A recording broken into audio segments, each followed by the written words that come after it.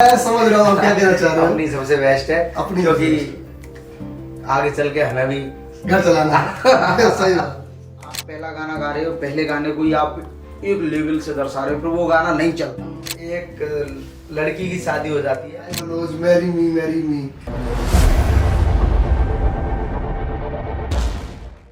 Hello, welcome to the YouTuber celebrity show.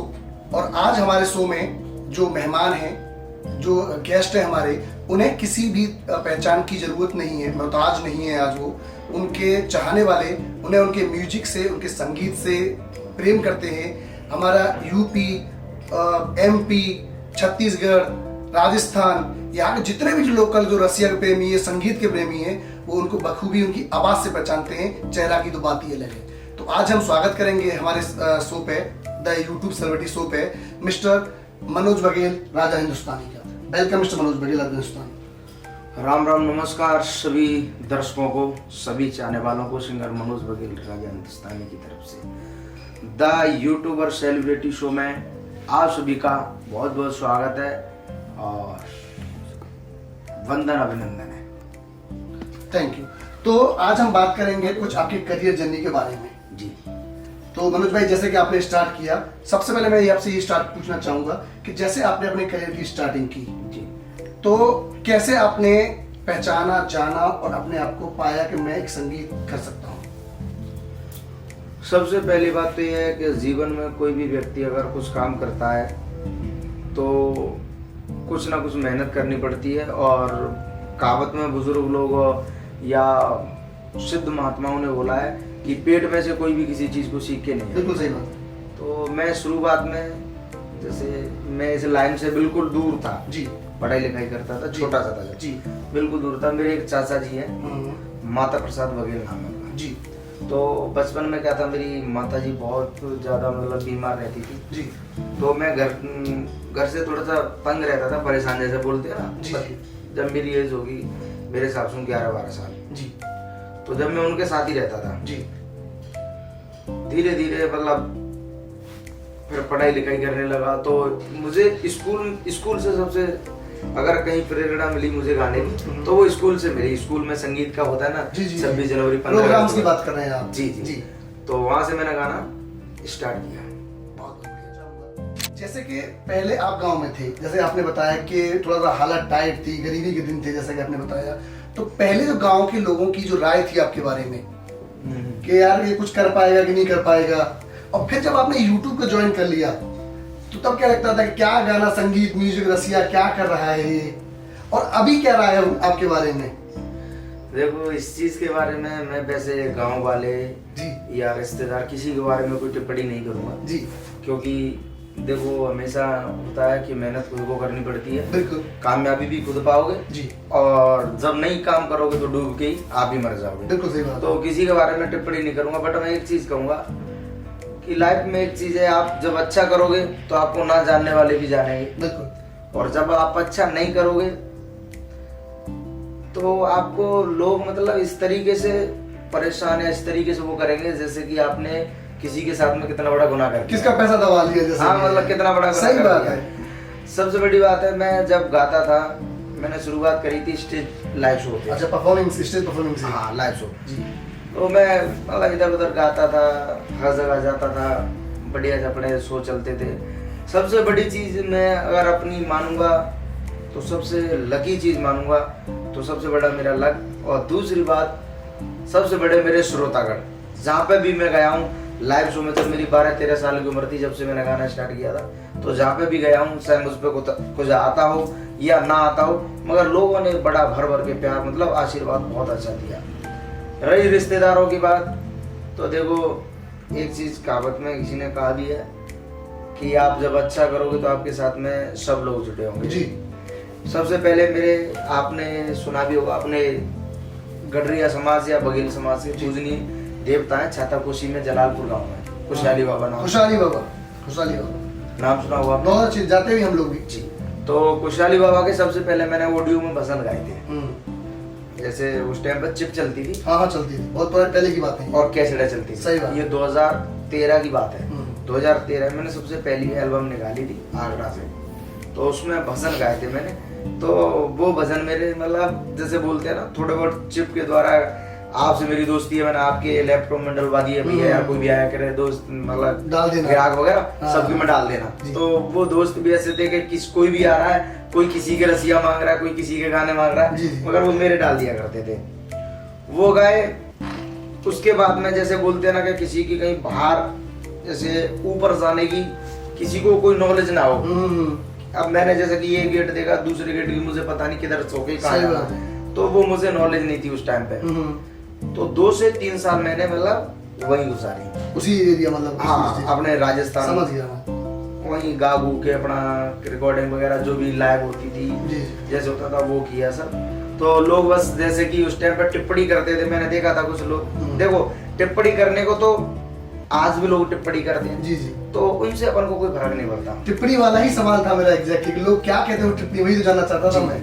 टिप्पणी में लोग उस टाइम पे कहते थे अरे 2 भजन आते उसमें 2 भजन गा के आ गया और कुछ नहीं आता उस पे, फला आंटी अपना काम था। और आज वही लोग फोन के लिए हाथ में तरसते होंगे, अपना काम था इस कान से सुनना, इस कान में निकालना। बहुत बढ़िया। तो सबसे बड़ी चीज मैंने एक ही चीज बताई कि लोग क्या कह रहे हैं उसको जज नहीं करना, अपन को करना अपनी मेहनत, भगवान का आशीर्वाद अपने श्रोताओं का दूंगा। जैसे कि आप किसी पार्टी में जाते हो या पब्लिक फंक्शन जैसे किसी टूरिस्ट प्लेस में जाते हो, माता रानी पे हो गया, श्रीदेव पे हो गया, तो वहाँ पे लोग पहचानते होंगे, आपके फैंस आपको पहचानते होंगे, आपके चाहने वाले, कैसा महसूस होता है? गुदगुदी फील होती है शरीर में एकदम से? जी तो बताइए। सबसे पहले देखो अब तो क्या है कि बहुत सारे गाने अपने ट्रेंडिंग में हैं जी, और बहुत सारे फैन भी अपने लाखों की संख्या में जी। अगर कभी मुझे ये चीज का मतलब फील हुआ था वो सबसे पहले हुआ था 2017 की बात है, 17 या 16 या 18 इतना याद नहीं है मुझे, जब मेरा सबसे पहले एक लांगुरिया था बहुत तगड़ा चला था, जोगनिया मतवारी तेरी अदा मसाले था, एक लांगुरिया था। तो उस लांगुरिया को करने के बाद मतलब जब मेरे गाने मार्केट में उस तरीके से नहीं आए थे, सबसे पहला गाना था तो वो बड़ा धूमधाम से चला था। मेरे गांव के पास में हमारे में आपने नाम सुना होगा रहना वाली माता है, बिल्कुल सुना है, रहना वाली माता है, केला देवी है, बिल्कुल है। हाँ तो रहना वाली माता के दर्शन करने गया था मैं एक जगह, मतलब जैसे रास्ते में मैं कम से कम रास्ते में देख से 30 से 40 डीजे मिले होंगे, उन 10 से 15 डीजों पे मनोज भाई का लांगुरिया बज रहा था। तो उस टाइम पे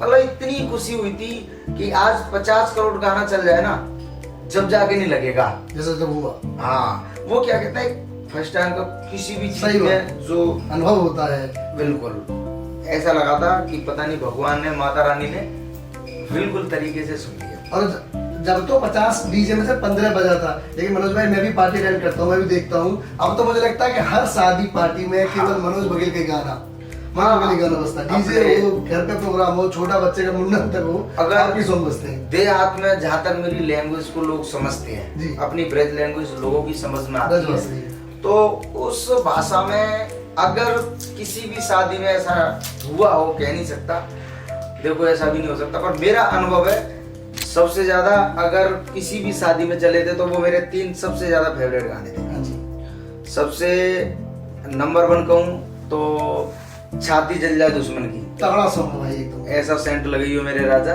छाती जल जाए दुश्मन की। बहुत से कलाकारों ने, बहुत से सिंगरों ने, सबने इसे कॉपी किया, बिल्कुल कॉपी किया है। फिर इसके बाद में अगर कोई सुपर डुपर गाना आया था जो मेरे खुद के चैनल से लॉन्च था मनोज स्टार म्यूजिक से, यार तेरा गैंगस्टर, पहचान ही खूब दिलाई आपको उस गाने में जी।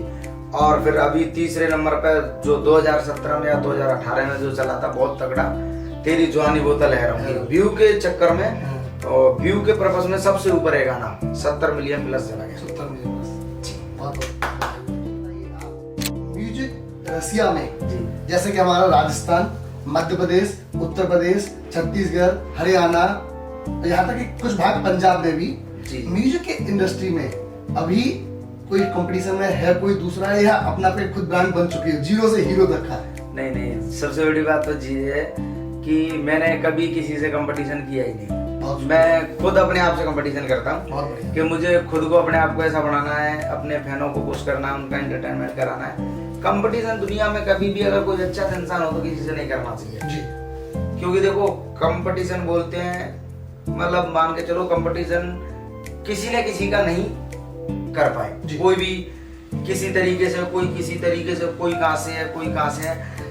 अगर कंपटीशन किसी को भी करना है तो खुद अपने आप से करो, आप बहुत ऊपर जाओगे। मेरी इसके बारे में यही राय है। तो मनोज भाई जी, आप बताएं हमें, आप जैसे कि बहुत सारे दर्शक हैं आपके, बहुत सारे आपको के चाहने वाले प्यार करते हैं यूट्यूब पे, और मैं आपके एक बार कमेंट सेक्शन देख रहा था, बहुत से लोग आपको इंस्टाग्राम पे भी, यूट्यूब पे पूछते हैं कि आप केवल यूट्यूब के लिए काम करते हो या कोई आपका चाहने वाला आपके अपने किसी फंक्शन में कोई प्रोग्राम लाइव करवाना चाहे या वो भी अटेंड करते हैं, उसके बाद नहीं बिल्कुल बिल्कुल। सबसे बड़ी बात क्या है, लाइव प्रोग्राम में बहुत कम अटेंड करता हूँ जी। इसका रीजन है कि बहुत पहले में आज 2024 है, 2019, 2020, 2021 में बहुत प्रोग्राम की, मतलब एक महीने में 10-10 प्रोग्राम लाइव प्रोग्राम करता था। अब इसलिए थोड़े कम कर दिए कि सबसे पहले मैं मानता हूँ कि अगर मुझे कोई चाह रहा है और उन व्यक्तियों को या उस व्यक्ति को कोई कुछ दिक्कत हो जाए या आपस में कुछ मतभेद हो जाए तो फिर वो मेरा लाइव प्रोग्राम करने का कोई मकसद नहीं है। मध्य प्रदेश में मेरा प्रोग्राम था, बहुत दिन हो गए, मेरे हिसाब से 1-1.5 साल से हो गए। उसके बाद में प्रोग्राम किए मैंने 2-4, पर ज्यादा नहीं किए। कम से कम 25 से 30 हजार जनसंख्या थी, बहुत लोग थे। पुलिस प्रशासन बहुत अच्छे तरीके से व्यवस्था थी, सबने सपोर्ट किया। आपस में ही मेरे चाहने वाले, जैसे बोलते हैं कुछ दारू वारू पी क्या कैसे, आपस में